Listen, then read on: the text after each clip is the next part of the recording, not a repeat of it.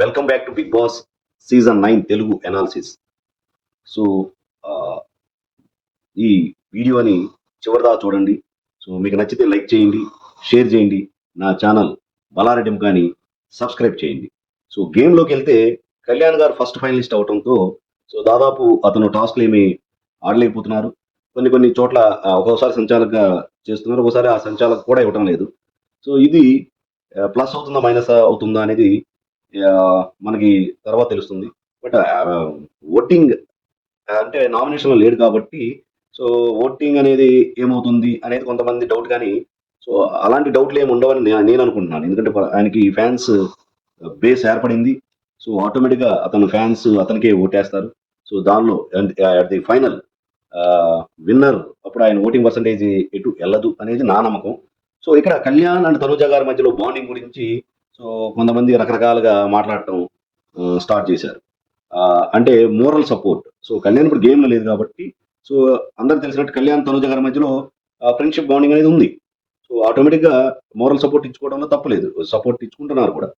So ఆ ఈ jumbo pants and balls విసిరేసే టాస్క్లో ఏదో కళ్యాణ్ గారు బాల్స్ ఎక్కువ వేశారు, ఫేవరెటిజం చూపించారు, తనూజ గారు హెల్ప్ చేశారు, తనూజ గారికి హెల్ప్ చేశారని సంజన గారు ఒక పాయింట్లు ఏమనెత్తారు. అండ్ ఆడియన్స్లో కొంతమంది ఎవరు సో దాన్ని ఎక్కువ హైలైట్ చేస్తున్నారు.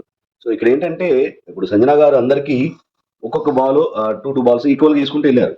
తర్వాత కళ్యాణ్ గారు కూడా సంజన గారు ఫస్ట్ వేశారు. తర్వాత కళ్యాణ్ గారు కూడా అందరికి ఒక్కొక్క బాల్ వేసుకుంటూ కరెక్ట్ వాళ్ళ ప్యాంట్స్లోకి విసిరేస్తే ఇక గేమ్ ఏముంటుందండి, గేమ్ ఏమి ఉండదు కదా. సో అందుకని ఇద్దరి మధ్యలో పడేటట్టు ఒక పర్టికులర్ యాంగిల్ మారుస్తూ వేసుకుంటూ వెళ్ళాడు కళ్యాణ్ గారు. సో దాన్ని చాలా తెలివిగా తనూజ గారు కొంచెం ఎక్కువ బాల్స్ పట్టుకున్నారు. అఫ్ కోర్స్ ఏదో రిక్వెస్ట్ చేస్తే ఒక బాల్ ఎక్స్ట్రా వేశారంట. తర్వాత అలా అనుకుంటే ఎంతో క్లోజ్గా ఉంటున్న సుమన్ శెట్టి గారికి అండ్ బర్ని గారి మధ్యలో కూడా అక్కడ చిన్న ఆర్గ్యుమెంట్ జరిగింది. సుమన్ శెట్టి గారికి వేసిన బాల్స్లో కొన్ని బాల్స్ బర్ని గారు పట్టుకున్నారు. సో అక్కడ సుమన్ శెట్టి గారు కూడా బర్ని గారిని ఏంటన్నా ఇది అని కొంచెం కోపడ్డారు. సో దీని ఏమనాలి? సో బాండింగ్ గురించి మాట్లాడేటప్పుడు మోరల్ సపోర్ట్ గురించి మాట్లాడేటప్పుడు మనం ఎవరి మధ్య లేదు బాండింగ్ చెప్పండి? మొన్నటిదాకా పవన్ అండ్ రీతు గారి మధ్యలో బాండింగ్ లేదా? సో వాళ్ళిద్దరు సో ఒకరికొకరు సపోర్ట్ ఇచ్చుకోలేదా? సో అండ్ సుమన్ శెట్టి గారు అండ్ బర్ణ గారి మధ్యలో బాండింగ్ లేదా? సుమన్ శెట్టి గారి తర్వాత ఎవరైనా సరే అని డైరెక్ట్గా తనూజ గారితో కూడా అన్నారు, సుమన్ శెట్టి గారి తర్వాత నీకే కదా నేను సపోర్ట్ ఇచ్చేది అని అన్నారు. మరి దాని బాండింగ్ అంటారా? సో మొన్నటి వరకు ఇమాన్యుయల్ గారు అండ్ సంజన గారి మధ్యలో ఉన్నది బాండింగ్ కదా. సో మమ్మ తర్వాత ఎవరైనా సరే ఫస్ట్ మమ్మకే ఓటింగ్, ఏదైనా సరే మమ్మ తర్వాత ఎవరైనా, నేను అమ్మ గీత దాటను అన్నట్లు వాళ్ళు మాట్లాడుకోలేదా? సో ఇవన్నీ బాండింగ్స్ కాదా చెప్పండి? సో ఒక్క తనూజ గారు కళ్యాణ్ గారి దగ్గర వచ్చేసరికి బాండింగ్, ఫేవరెటిజాలు, హెల్ప్ చేసుకుంటున్నారు.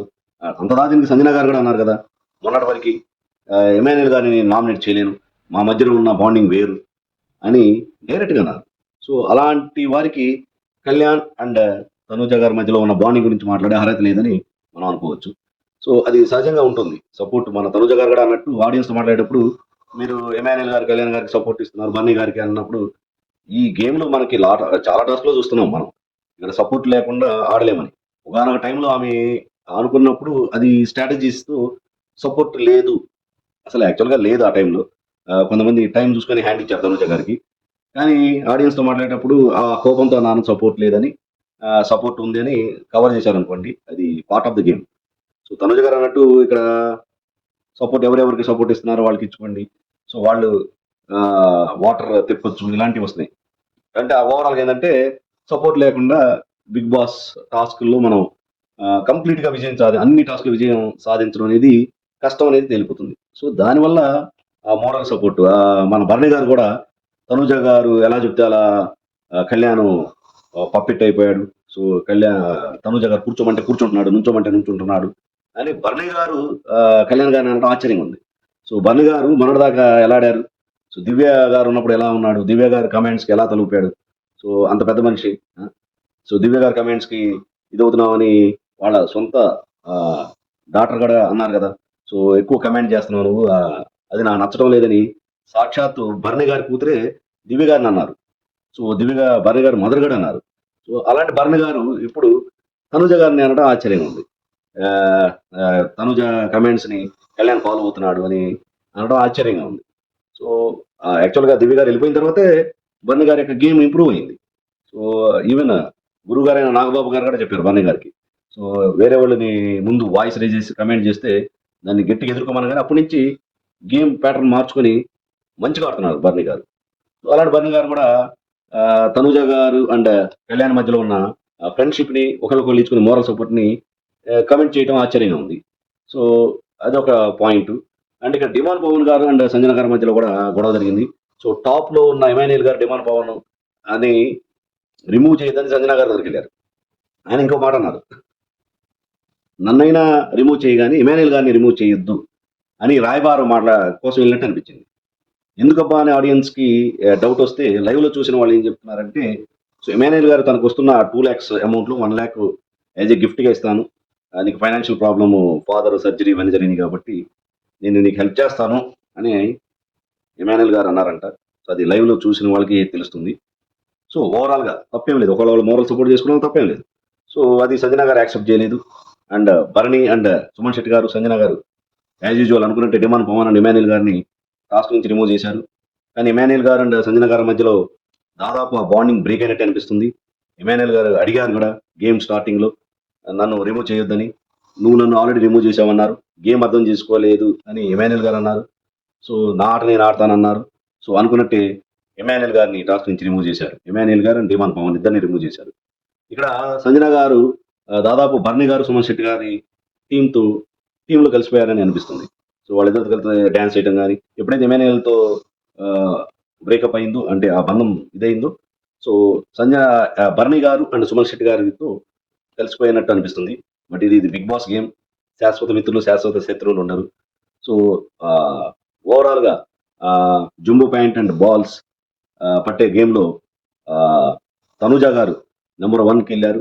సో తర్వాత ఆ థర్డ్ గేమ్లో ఆ టాస్క్ కొంచెం ట్రిక్, యాక్చువల్గా ఆ ఫజిల్ ముందు పెట్టిన సంజన గారు అండ్ తనుజ గారు ముందే వెళ్ళిపోయి ఆ తాడు పట్టుకోవడంతో ఆ వెయిట్ని మోయలేకపోయారు. అసలు అక్కడ ఏంటంటే లాస్ట్ మూమెంట్లో ఆ ఫజిల్ని సాల్వ్ చేసిన వాళ్ళకి అక్కడ ప్లస్ పాయింట్. అందుకని బర్నీ గారికి జస్ట్ లాస్ట్ మూమెంట్లో ఆ ఫజిల్ని సాల్వ్ చేసి ఓన్లీ ఒక 30 seconds అలా పట్టుకునేసరికి లక్కీగా బర్నీ గారు విన్ అయ్యారు. ఇక్కడ అదృష్టం బర్నీ గారిని వరించింది.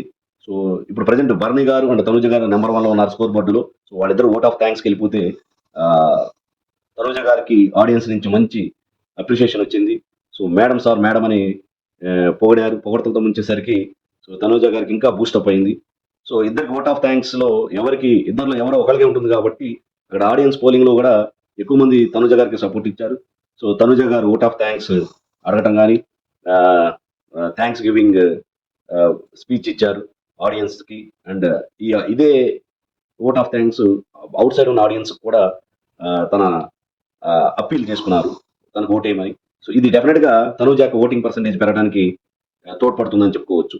సో ఓవరాల్గా ఓటింగ్ అనాలిసిస్ చూసుకుంటే ఫస్ట్ యాజ్ యూజువల్గా మనం అనుకున్నట్టే తనుజ గారు నెంబర్ 1లో ఉన్నారంట. సో అండ్ బర్నీ గారు నెంబర్ 2లో ఉన్నారు. అండ్ సంజన గారు నెంబర్ 3లో ఉన్నారు అని టాక్ ఎట్ ప్రజెంట్. సో ఎందుకంటే మొన్న సంజన గారిని 2 times టాస్క్ నుంచి రిమూవ్ చేశారు. సో ఎమాన్యుయల్ గారు కూడా అపోజ్ చేయటం, 2 times ఆమెని టాస్క్ నుంచి రిమూవ్ చేయటం, సో 0 ఆమెకి ఇవ్వటం. సో దీనివల్ల కొంచెం సింపతి వర్కౌట్ అయ్యి, అంటే అఫ్కోర్స్ సంజన గారు కంటెంట్ కూడా బాగానే ఇస్తారు. సో మనం తప్పుగా అనుకోకూడదు, కానీ షీ గివ్స్ కంటెంట్ ఇస్తారు, చాలా స్పోర్టివ్ ఉండటం. సో ఓవరాల్గా ఆమెని టాస్క్ని ఆడనీయకుండా 2 times రిమూవ్ చేయడంతో సో ఎక్కువ మంది ఆడియన్స్ సంజన గారికి ఓటింగ్ చేస్తున్నారు. సో అఫ్కోర్స్ ఆమె యొక్క ఫ్యాన్స్ బేస్ కూడా బాగానే ఉంది. సో ఇక్కడ మనం చెప్పుకోవాల్సింది ఏంటంటే ఎమాన్యుయల్ గారు అండ్ డిమాన్ పవన్ గారి యొక్క ఓటింగ్ పర్సంటేజ్ ప్రస్తుతం తగ్గింది అంటున్నారు. ఎందుకంటే సంజన గారితో జరిగిన డిస్కషన్ వల్ల కానీ కొంచెం సంజన గారి మీద కొంచెం ఎమోషనల్గా కనెక్ట్ అయిపోయి కొంచెం ఎమాన్యుయల్ గారికి ఓటింగ్ పర్సంటేజ్ తగ్గింది అని అంటున్నారు ఎట్ ప్రజెంట్. చెప్పలేము, ఎండ్ ఆఫ్ ద డే మళ్ళీ అగైన్ పెరగవచ్చు. లాస్ట్లో సుమన్ శెట్టి గారు ఉన్నారంట. సో సుమన్ శెట్టి గారు ఆల్మోస్ట్ ఎలిమినేషన్కి దగ్గరలో ఉన్నారు అని అనుకుంటున్నారు. ఇలా మనం చాలాసార్లు అనుకున్నాం, కానీ మళ్ళీ లాస్ట్లో ఏదో ఒక విధంగా సుమన్ శెట్టి గారు మళ్ళీ కమ్బ్యాక్ చేస్తున్నారు. బట్ ఈసారి కొంచెం కష్టమే అనిపిస్తుంది సుమన్ శెట్టి గారికి. చూద్దాం, వెయిట్ అండ్ సీ ఏం జరుగుతుందో. This is all about analysis on Bigg Boss season 9. So నా ఈ అనాలిసిస్ మీకు నచ్చినట్టయితే లైక్ చేయండి, షేర్ చేయండి, నా ఛానల్ బలారెడ్డి మకాని సబ్స్క్రైబ్ చేయండి. జై హింద్.